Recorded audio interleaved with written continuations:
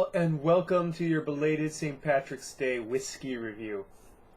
Of course, being a belated St. Patrick's Day, the review is obviously going to be of an Irish whiskey.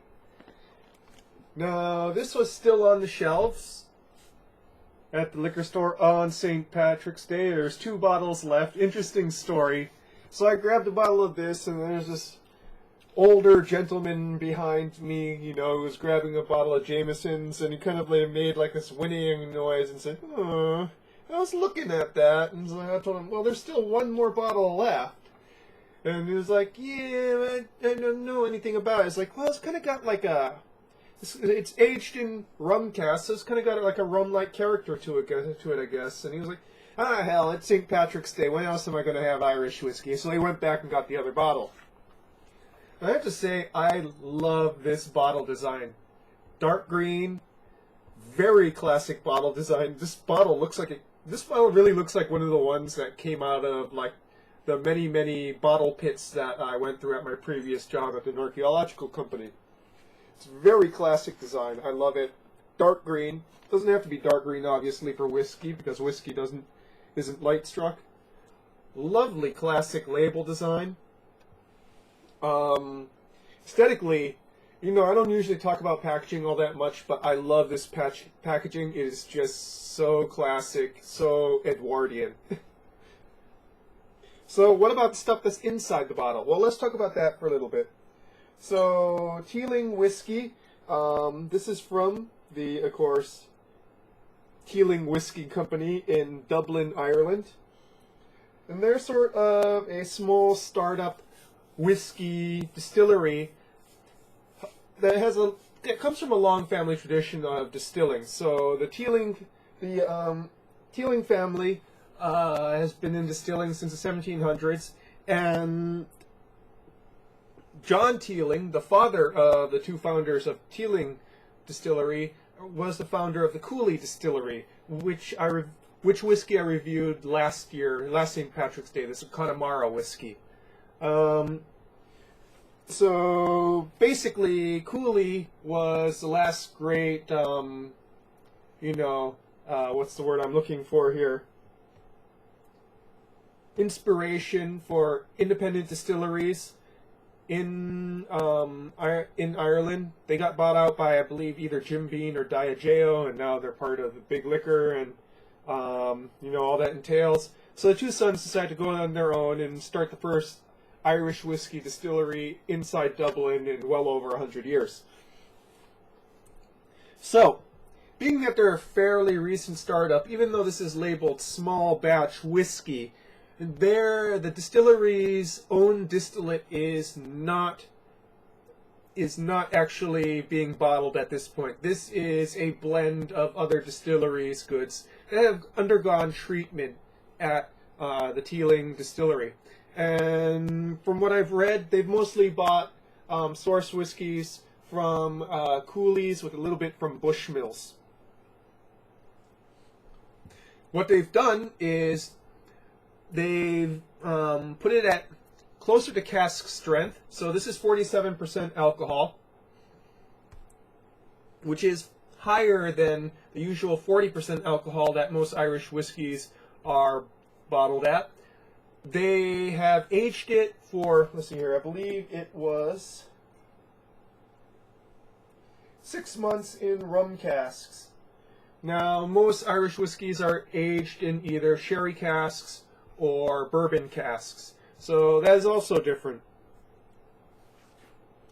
It's a fairly young looking whiskey, and young smelling too. There's no age statement as befits something that's a blend. So there's probably a whole bunch of different ages in here, but I'm guessing most of them are fairly young. So a nice straw yellow color to it. Almost no orange to it. Very thick legs. You can see here they hold up along the edge of the Glencairn glass.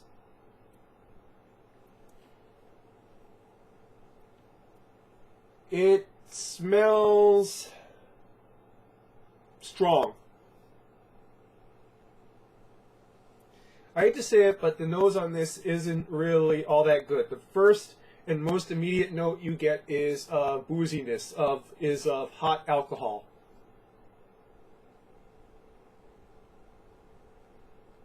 Underneath that, you get a really interesting mixture of sort of golden and dark rum, as well as Irish whiskey. So you got that sort of graininess. But you also have that vanilla that's part whiskey and part rum. The vanilla that you get from... How would I distinguish the vanilla that you get from whiskey from vanilla that you get from rum, both of which derive from the oak casking? While the whiskey one is a bit more floral, whereas the rum one is a bit more like vanilla ice cream. That's the way I can best put it. The rum one just kind of smells sweeter.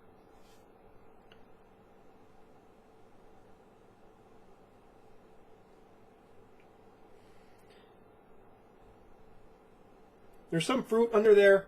Like I said, it's really hard because it smells hot. You got that sort of alcohol burning your nostrils, and it makes it hard to smell the more nuanced things underneath, which is a sign that tells you that this is fairly young.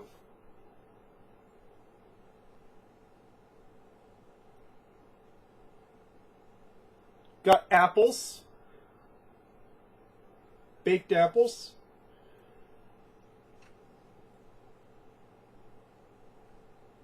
Some oak wood there. But overall, just a very interesting sort of hybrid in between rum and whiskey.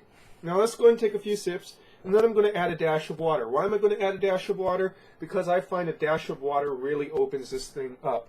So let me just go and take a few sips here. Kind of give it a tasting straight.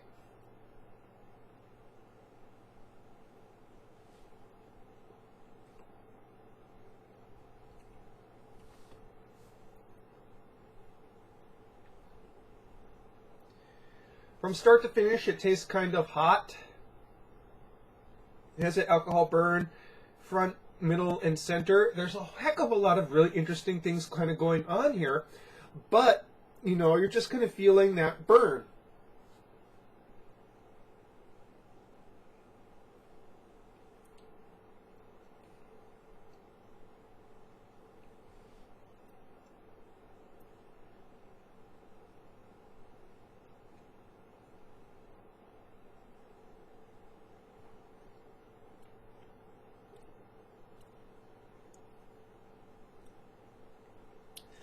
So, do what I do and add a dash of water. This is about, I'd say, just a small dash, 20 to 30 drips.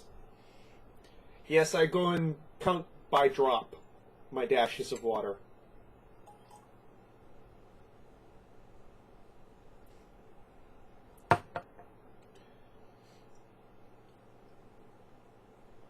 So it's actually not that much. It probably just lowers it to about 40%.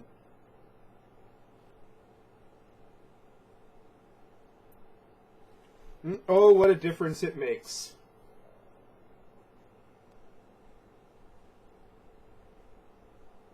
May have added just a little bit too much water. Nose is a bit weak. You got that nice apple, and it's there apparently now. You got that graininess that's there. The alcohol, that sort of overpowering alcohol scent is way... Just a little bit of water goes a long way in removing it.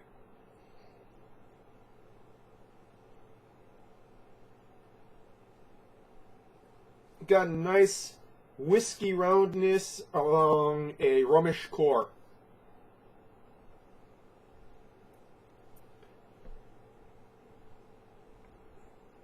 Floral vanilla and sweet vanilla at the same time. But, you know, what it really shines, I find, is on the palate.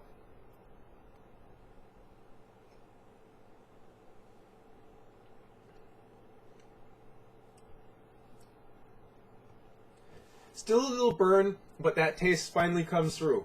And you got this wonderful sort of rum in the front.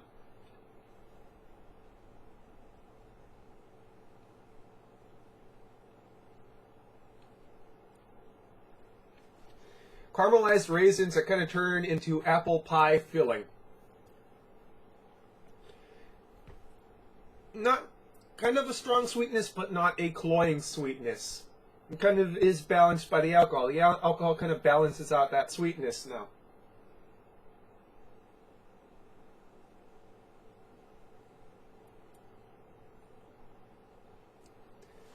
nice Irish whiskey finish. That sort of clean, well, I'm not saying clean, that sort of lingering graininess.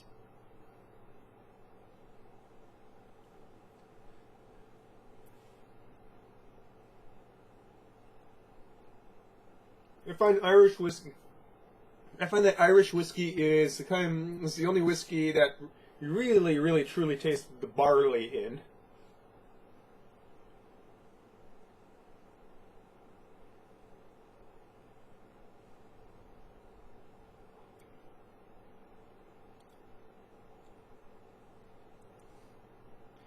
You really have those sweet, kind of rum raisiny notes in the front.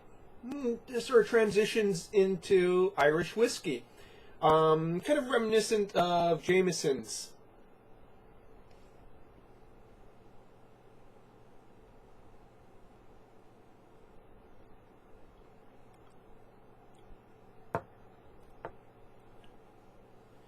Some nice fruits. Like I said, that apple pie filling. Maybe a hint of cherry.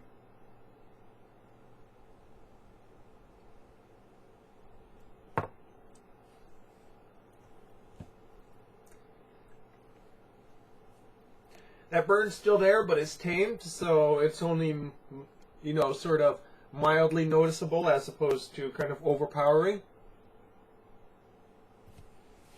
So, what can we say about Teeling? Well, I love the bottle, and I have to say the whiskey is very, very interesting, if slightly flawed. I don't know why they went with something so young and so raw tasting. The thing is, this is fairly affordable. So, you know, to get something that's got like this sort of multiple level treatment, using a high malt source, for under $35, this was $33 when I got it. Yeah, this is pretty much, you know, I'd have to say it's well worth it. Just give it a shot. If you're an Irish whiskey drinker, of course. So, where was I? I find that, sorry, it's gone straight to my head. So, is it sublime? Not really. Is it interesting? Yeah. Got a few flaws. I like it enough that I would probably buy it again. I would, well, maybe... would I buy it again? Well, I'll definitely buy something from the same distillery again. I like where they're going with this. I don't particularly... I find that this particular one is the singular flaw of being overly alcoholic, overly hot. So, that's your whiskey review for tonight, folks. Post St. Patty's Day, Slunta, or Slinte, or Slint, however it's pronounced. Somebody tell me. Good night, folks.